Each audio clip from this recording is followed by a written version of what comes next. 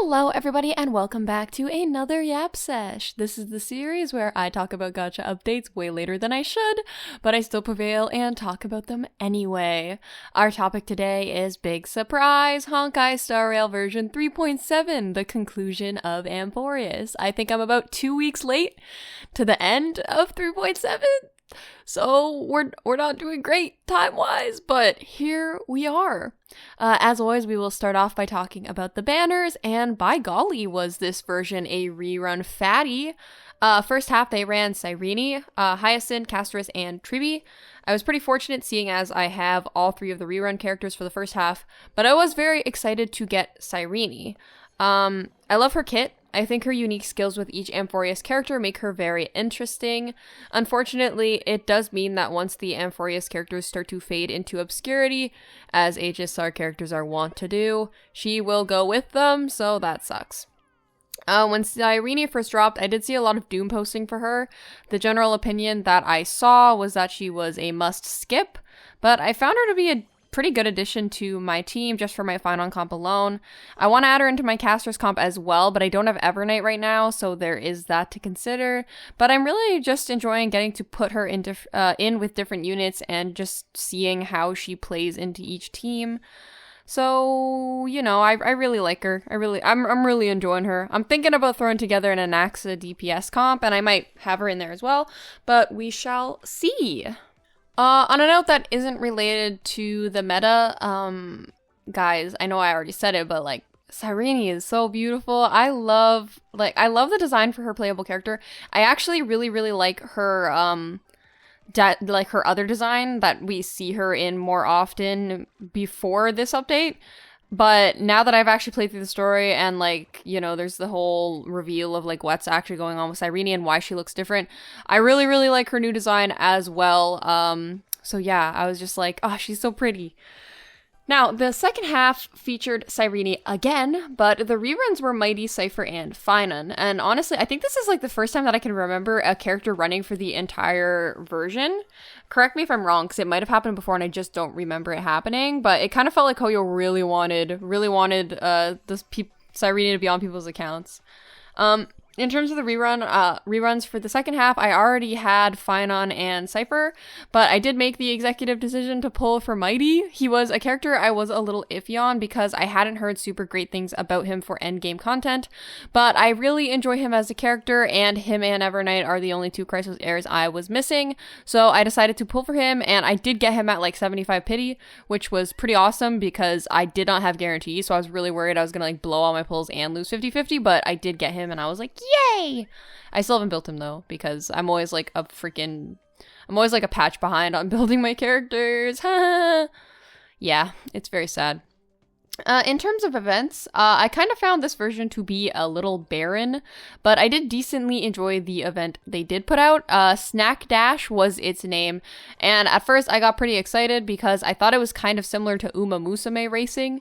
Maybe I just thought that because I've been so Uma-pilled lately, and it's like my current obsession, so if anything even remotely is similar to it, even if it's barely similar to it, my first thought is gonna be like, oh my god, it's just like Uma. It did have similarities, like Snack Dash did have similarities to the racing with it, you know, being a race, but also with each cat cake having their own unique skill that give them a affinity for specific tracks. But that was pretty much where the similarities to Umamusume ended. There honestly was not much, like, actually playing in this event, because the extent of what you really did was, like, bet on which cat cake you thought would win, and then you could trigger items that could help your cat cake or hurt others. This event was fun at first, but in my opinion, it very quickly became apparent which cat cakes were the ones that would win most of the time because of their passive skill.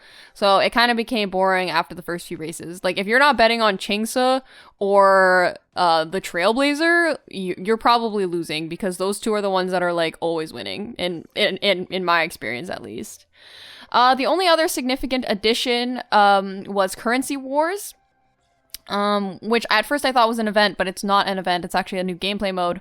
And I was pretty excited for Currency Wars after I tried it, because not only was it, as I mentioned, a new gameplay mode that they were adding into the game permanently as something else to do, but also because it plays very similarly to one of the game modes in League of Legends, which is Teamfight Tactics.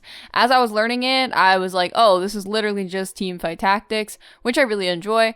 And I also like more than the Divergent universe, so it being a second option as something that can be played rather than Div U for my dailies or my battle pass or whatever is great. Yeah, I will say that my one complaint is how much the game wants you to essentially just let Currency Wars autoplay itself. It gives you the option to basically let the game tell you which characters and equipment to buy at all times. And while there is inherently value in that, especially as you're learning the game, I have always been more of a fuck around and find out kind of person. So I kind of wish the game would just like lay off me and let me just play it on my own. Honestly, once you get through all the tutorials, it's not as bad for that. You can kind of just do your own thing. But like with the tutorials, it's very, very like forcing you to have everything on autoplay, and I don't like that. And now we can go on to talk about the main quest update, which is going to be the bulk of this video because I have much to say on it, apparently. As I go into the section where I'm talking about the main quest update, I want to say that normally I do a general talk where I kind of keep it mostly spoiler free, and then I kind of go into more details. This quest, or this discussion, will not be like that. I'm going to be spoiling it the whole way through, so you have been warned. First things first, I was very excited for 3.7 because for one, it was the conclusion of Amphorius, and for two, very early into the quest, Himiko and the Express crew are on Amphorius and speaking to our allies. We see Bronya and Zila, we see Jing Yuan and Fu Xuan, we see Aventurine and Jade. Like, this is some full Avengers Assemble type shit, so you know that this quest is gonna be high stakes and it's gonna be good. Now, I'm writing this part of the script as I'm going forward, having just finished the quest, just so I could keep my feelings as about the ending and about how I felt while playing it as genuine as possible. I wanted to pen it as soon as I finished it. And I have to say, like, Amphorius really, really won me over. I went into the entirety of 3.0 onwards with kind of 1 foot a bit out of the door for Honkai Star Rail, and admittedly the incredibly slow start to Amphorius, not to mention the utter behemoth of each update, and just constantly feeling like there were too many moving parts to keep track of and remember between the monthly updates, really turned me off of Amphorius. I really only started doing these Yap Sesh episodes when I was actually re-enjoying HSR and the Amphorius quest, but up until the end of 3.3, like literally the very end with everything with Cypher, it never really grabbed and held my interest. Like, don't get me wrong, there were moments, like I did, like, not to say I did not enjoy like Mighty and Castorus's quests, I did, and there were moments that it did hook me, but it just was never enough to keep my interest. Now, the reason why I'm bringing this up is because this last part of the story is really where the pacing of the story as a whole began to shine. They had to start slow to build up our relationship with the cast of characters and Amphorius itself, because at the end of the day, if we, the player, don't care about Amphorius or the characters we're trying to protect, then the entire narrative is a slog and an exercise in futility that will never be able to move its audience. We had to establish a connection with the characters, the setting, the antagonist Xandar, and not only that, but we also had to witness the connection of the Amphorius cast with each other. Without all of this build-up, all of those long quests, and that like slow start and those slow pauses in the middle, the finale would have rung hollow and would not have resonated with people in the way it did. So, as much as I dogged on the pacing at first, it was necessary for the story they were trying to tell. Moving away from the pacing for a second, I love that while they did bring in a lot of external characters so as to show how serious the Iron Tomb crisis was, the focus never once shifted away from the Amphorius cast. They start us off with traveling through Finan's last battlefield, getting to meet with each one of the Chrysos heirs as they express their appreciation for Finan's sacrifice and vowed to help him in the coming battle. And while each character was unique in what they said and offered, because each one of them is a strongly written character, even in the little time we've known them, the pair that truly stood out to me was Saridra and Hysealins. And that, in and of itself, is a testament to how strong the character writing is, seeing as they had the least amount of screen time. Saridra initially choosing not to follow the others into As I've Written was beautifully done, especially with her line, "I would rather be forgotten than defined." It's something she has said before and an intrinsic part of her character that will not change. Even in those subtle moments, it shows her iron will and her desire to be true to her ambition, a pinnacle part of her character. Hysealin's decision to join her very similarly shows her devotion, her trait that makes her the foil of Saridra. The two of them really stole the show for me during that procession towards Phynon, but I want to accentuate that the beauty in Amphorius' story and cast is just how unique each character is, and how much each one of them is able to stand on their own 2 feet and feel like a real person. The battle against Iron Tomb itself was akin to all of HSR arc ending battles. I feel like it's one thing that HSR has never not been good at. The final battles in every arc, they're always epic. They always have just enough balance between feeling like the heroes had a reasonable shot at losing, because let's be real, even in this particular case against Iron Tomb, this world's ending catastrophe, they're never not going to win. But also, they struck a nice balance of explaining how they were able to triumph against Iron Tomb despite the odds seeming so unwinnable. I also want to now touch on Cyrene a little bit as a character and the Demiurge or Mem or whatever you want to call her. But really, they're all kind of the same person. Part of the strength of Amphorius, I feel, and I mentioned this before, is the parallels between 2 characters they're able to write. Cypher and Aglaia, Hysealins and Saridra, Mighty and Phynon, Anaxa and Hyacinth, all amazing duos. And in this particular case, I wanted to highlight Cyrene and Phynon. Not only their differences and similarities as characters, but also their roles in the story itself. Phynon is doomed to bear the flames of hatred in every cycle, to stoke the flames until they are hot enough to burn through the destruction itself, fighting fire with fire. Cyrene, on the other hand, through countless cycles, nurtured the seed of memory and grew it into the Demiurge, the weapon Amphorius needed to emerge triumphant. They both kept the promise they made at the start of their journey and brought about the cosmos' salvation in their own unique way.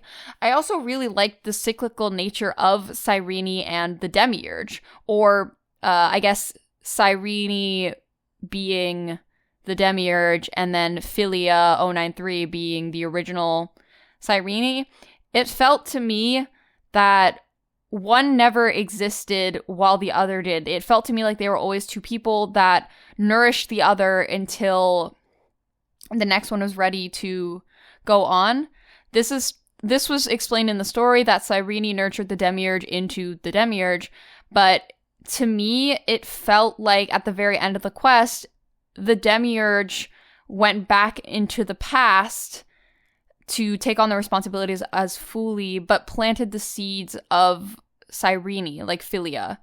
And that was just speculation and my understanding of what happened, just with Cyrene waking up and everything at the end, and also with them not really being the same person. But I really like that they kind of worked with the nature of Amphorius being cycles and being, never ending, essentially. I really like that.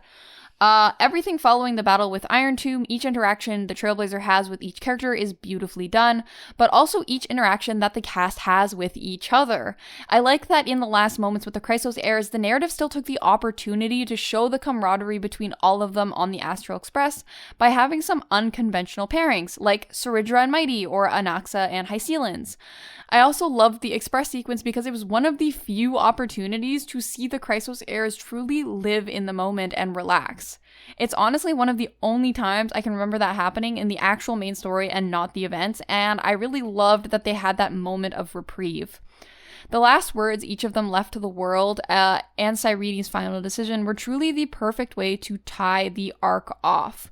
I loved the entire sequence with them sitting around Cyrene in the book, and each one of them taking turns, leaving their last line for the world before disappearing. I loved that it ended in such a bittersweet way, staying true to the essentially doomed fate of Amphorius, while also leaving hope for a return someday in the future.